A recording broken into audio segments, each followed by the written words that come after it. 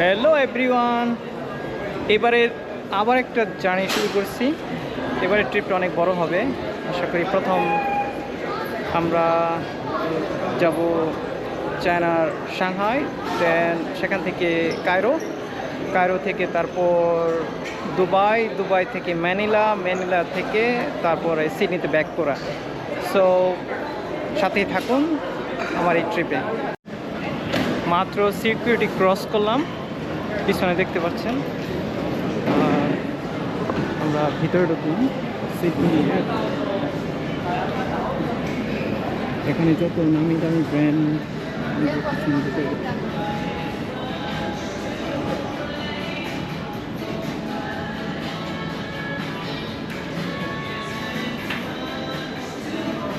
টাকা আছে, তো আপনার সব আছে।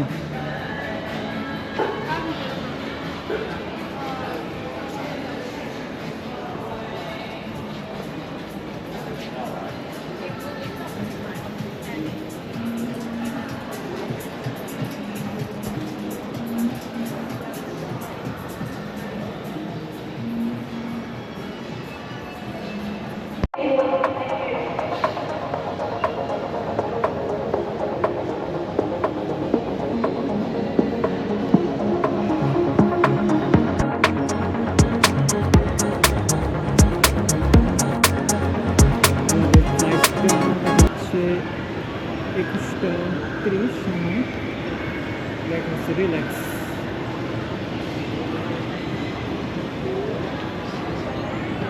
এখানে কারেন্সি আছে, কিন্তু আমি গতবার এক্সপিরিয়েন্স দেখছি প্রচণ্ড এক্সপেন্সিভ। আসলে আপনার রেট খুবই বাজে দেয়, এখানে দেখুন মানে হয় না।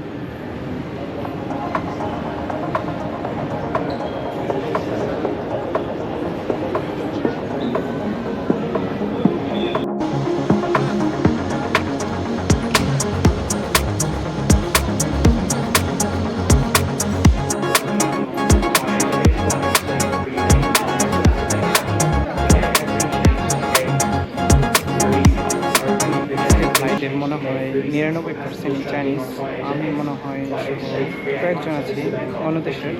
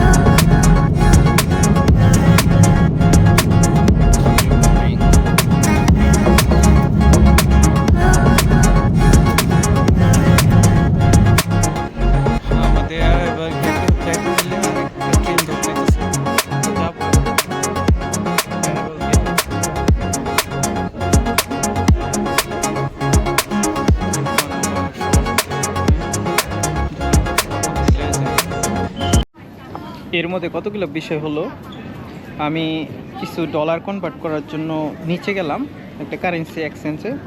তো ওরা বলতেছে ওটা ক্লোজ হয়ে গেছে, এই কারণে ছেলেটা আমাকে নিয়ে 3তলায় আসলো আর কি। এই দিক দিয়ে আসছে এটা। তো আমি এখন 3তলায়। তো টাকাটা ভাঙানোর পরে ভাবলাম যে খিদা লাগছে সকালবেলা, তো আমি কিছু খাই। তো এই সাবওয়ের সামনে আমি বসে তো কফি নিলাম, একটা বিপের তো নিলাম।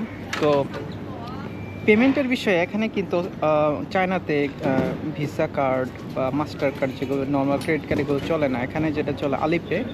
তো আমি গতকাল রাত্রে এটা ডাউনলোড করছি এবং আমার অস্ট্রেলিয়ান ব্যাঙ্ক কার্ডটা আপলোড দিছি। তো আমি ভাবলাম যে টাকা এক্সচেঞ্জ যেহেতু করছি, হয়তো টাকা দিয়ে পে করবো, but let try with the Alipay. পরে মেয়েটাকে বললাম যে আমি একটু ট্রাই করতে চাই আমার কি অ্যাক্টিভ হয়েছে কিনা। পরে ওই যে কাউন্টারে বসে আছে, ও বলল হ্যাঁ হয়েছে, মানে ওরা যেটা করে একটা বারকোড ওপেন হবে, ওরা ভেন্ডররা ওটা স্ক্যান দিবে, স্ক্যান দিলে পরে ওটা আপনার লিঙ্কিং ব্যাংক কার্ড থেকে টাকাটা ডিডাক্ট করবে আর কি।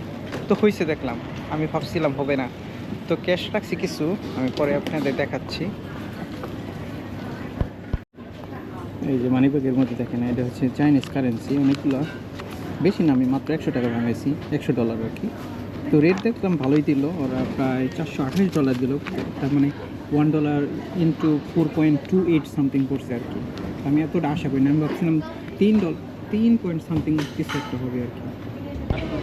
তো সিটি ট্রিপটা কোথায় পাওয়া যায়? ডে ট্রাভেল করতে চান, যাদের লং লে ওভার আছে, এই জায়গাটায় আসবেন, একদম গ্রাউন্ড ফ্লোরে। এটা 6 নাম্বার এবং 7 নাম্বার গেটের মাঝামাঝি একটা জায়গা, Shanghai tourist information and service. So এটার বিপরীতে দেখেন।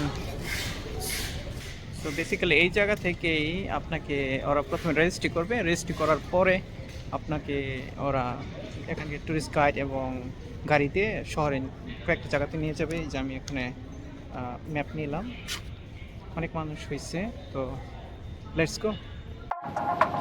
তিনতলার উপরে ভিউটা সুন্দর, Okay, ladies and gentlemen, welcome on board. Now we are departing to Pudong Airport and heading for the coast side of Hangzhou. It will take us 1 hour and 1.5 hours. This is a very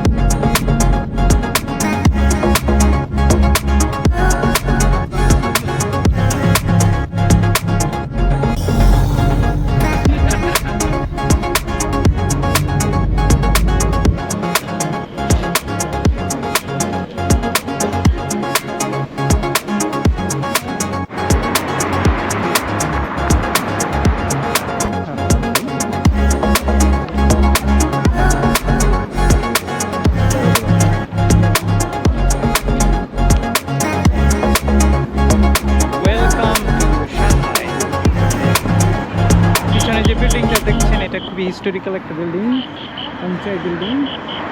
এটা দেখার জন্য দেখেন কী পরিমাণ মানুষ এখানে ভিড় করছে।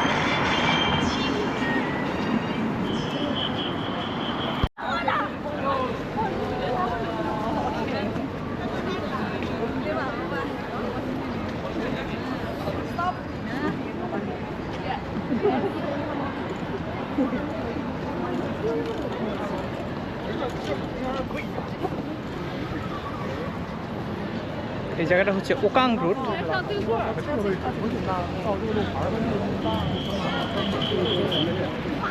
অনেক ভিড়, অনেক টুরিস্ট পর্যটক, স্পেশালি এই বিল্ডিংটার ছবি তোলার জন্য।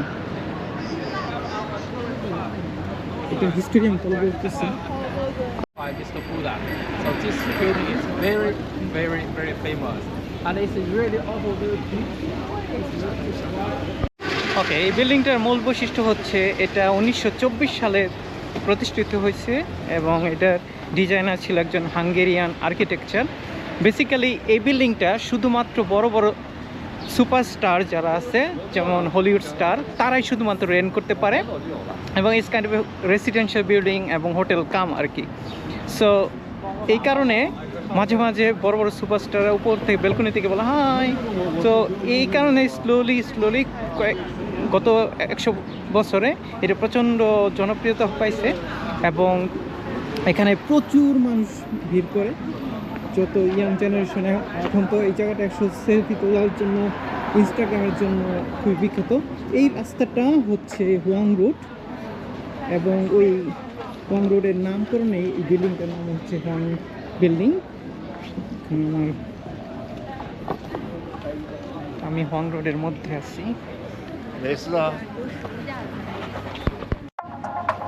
হ্যালো।